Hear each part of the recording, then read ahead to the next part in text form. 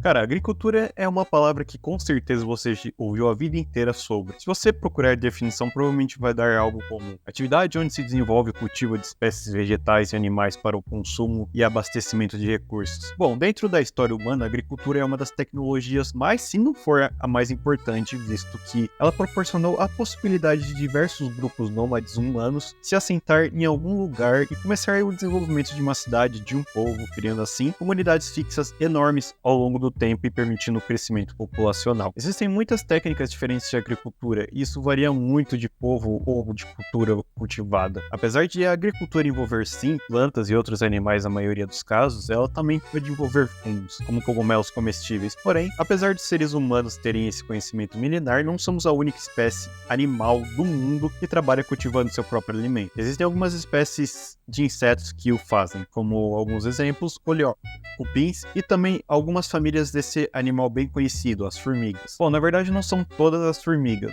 Os primeiros dois grupos de formigas que pretendo trabalhar nesse vídeo são os do gênero Atta e Chromyrmex. E eu vou aproveitar essa parte inicial do vídeo para dar uma introduzida e uma boa explicadinha sobre elas. Bom, facilitando esses nomes difíceis, esses são os dois gêneros que formam um grupo muito conhecido de formigas, as chamadas formigas cortadeiras, as saúvas e as quequens. Ambos os grupos são nativos das regiões tropicais e equatoriais das Américas, significando que aqui onde a gente vive, esse enorme país tropical de proporções continentais, você pode encontrá-las facilmente e ter o azar de ser mordido, ferroado, envenenado, sequestrado ou qualquer coisa horrível que esses carinhas são capazes de fazer. Mentira, provavelmente eles só te morderiam e te ferroariam, mas ainda assim é extremamente dolorido. Geralmente seu período de revoada para a criação de novos formigueiros ocorre na primavera, depois dos primeiros dias de chuva. E esse é o momento perfeito para você correr atrás das aladas para fazer farofa. E eu não tô brincando. E o pior é que esse negócio é muito bom. Enfim, As fêmeas? são conhecidas como os tanajuras. As tanajuras mais pra frente vão ser a rainha de um novo formigueiro. Inclusive na primavera passada eu capturei algumas rainhas para fazer um formigueiro e fazer um vídeo com isso. Infelizmente elas são meio sensíveis demais e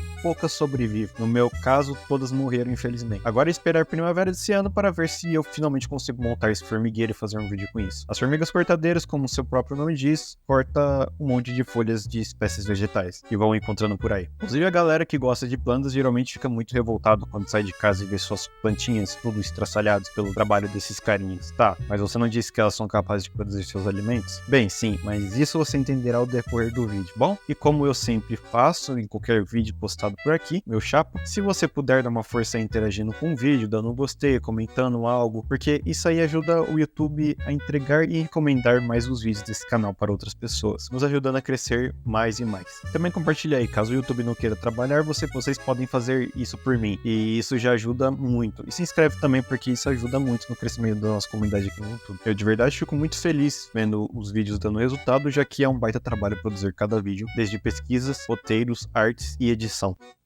Bom, antes de começar realmente o vídeo, só avisando que provavelmente meu áudio vai estar diferente, mas é por causa do microfone que eu vi que tinha alguns problemas na hora que eu gravei a introdução. E eu arrumei os problemas agora, então provavelmente o áudio vai estar diferente nas duas partes. É isso. Certo, começando o vídeo indo direto ao ponto, esses grupos de formigas trabalham em uma maneira interessante. As folhas e boa parte dos materiais que são levados ao seu ninho e pegos de tudo que é canto, na verdade, são utilizados para alimentar um fungo, que é cultivado no ambiente que esses animais habitam. E a dependência que esses animais têm desses fungos é gigantesca, simplesmente porque é o alimento principal das larvas dessas formigas e também dos adultos, dependendo da espécie. Ou seja, o futuro desses animais se resume a esses fungos que eles cultivam em seu ninho. Basicamente, quando a tanajura que vai dar origem a esse formigueiro sai de sua antiga colônia para construir uma nova, ela pega e basicamente engole um pedaço do fungo da antiga colônia e após se reproduzir e escavar o buraco que ela vai ficar presa pelo resto da sua vida, ela regurgita esse pedaço que ela pegou e começa a cultivá-lo com fezes e qualquer matéria orgânica que tenha disponível sem precisar sair do buraco. Após alguns meses, ela dá à luz as primeiras formigas da colônia que vão continuar cuidando desse fungo, que vai crescendo e crescendo ainda mais. Inclusive, as minhas suspeitas do porquê as formigas que peguei não terem dado certo foi por conta desse fungo que não conseguiu se desenvolver. Bom, continuando, já vi muitas pessoas quando estão estão com problemas com essas formigas colocarem em algum canto folhas de plantas com propriedades antifúngicas. Acho que dá para entender um pouco a lógica por trás dessa atitude. Como as folhas são antifúngicas e as formigas pegam qualquer coisa que vem por aí para alimentar os fungos, elas vão aos poucos matar o cultivo de uma vida inteira e de gerações. Sem brincadeiras, porque uma operária não vive muito tempo. Grupos de formigas que cultivam fungos, geralmente eles estão dentro da tribo Actine. Um gênero que está nessa tribo